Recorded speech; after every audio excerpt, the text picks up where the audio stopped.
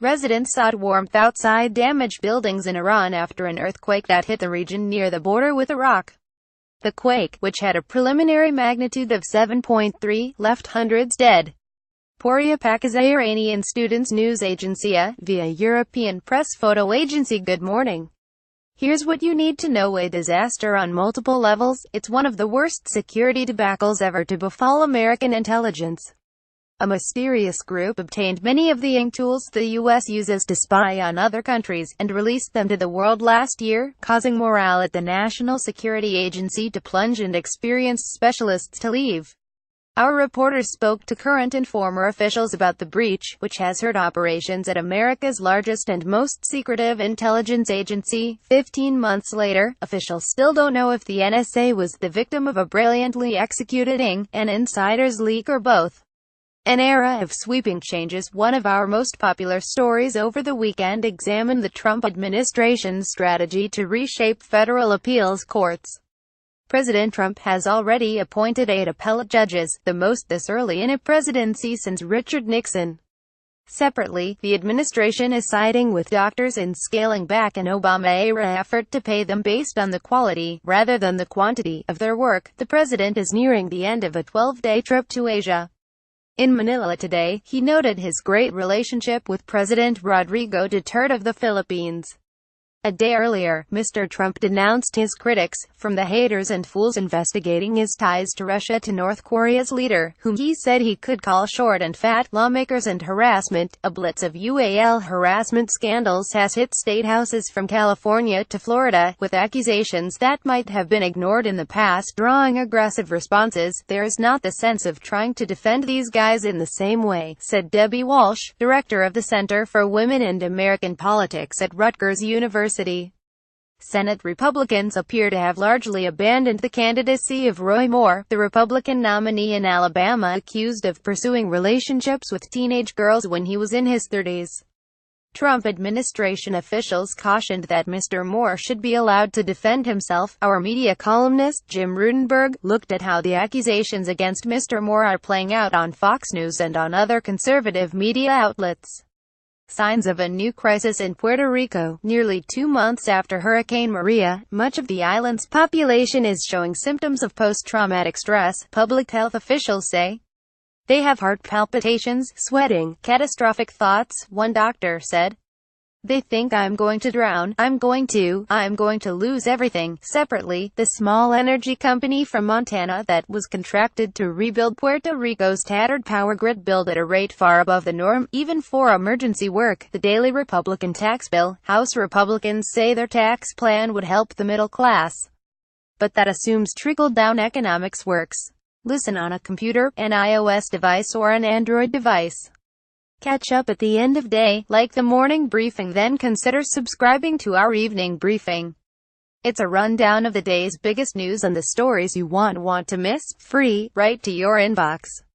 Sign up here. Business. The U.S. approach to trade may be helping exports in other countries, including lobster from Canada. Operators of self-driving trucks are charting an autonomous future.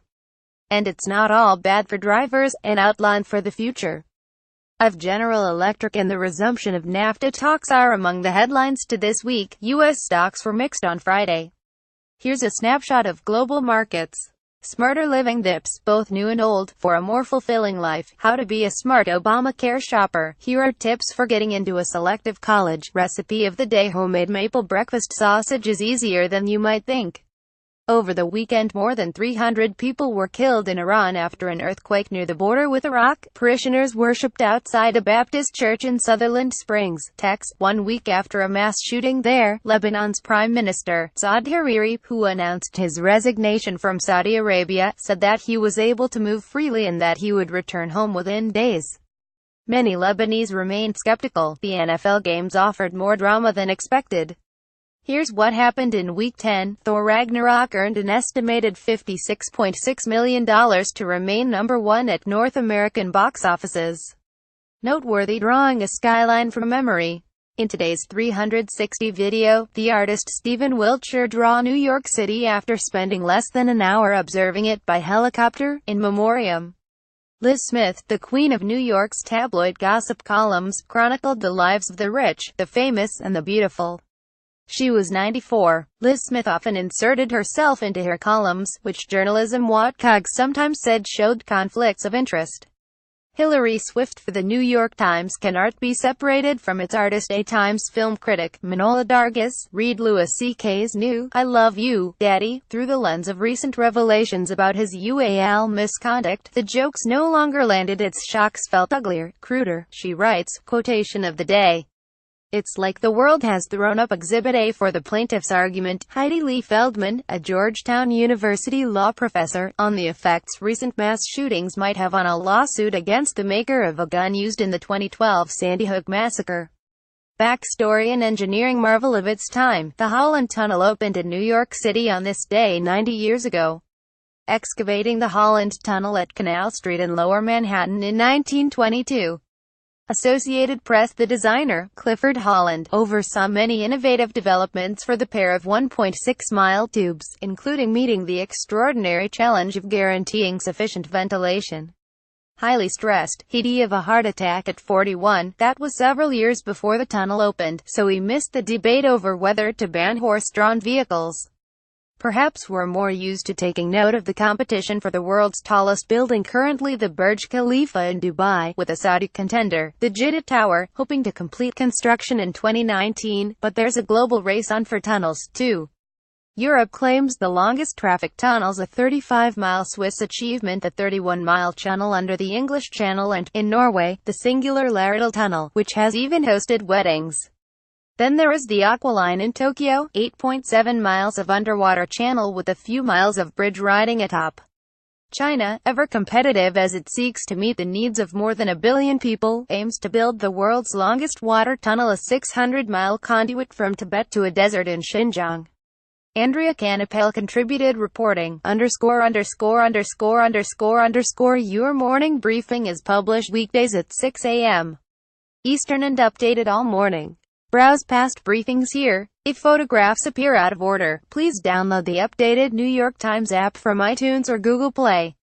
What would you like to see here? Contact us at briefing@nytimes.com.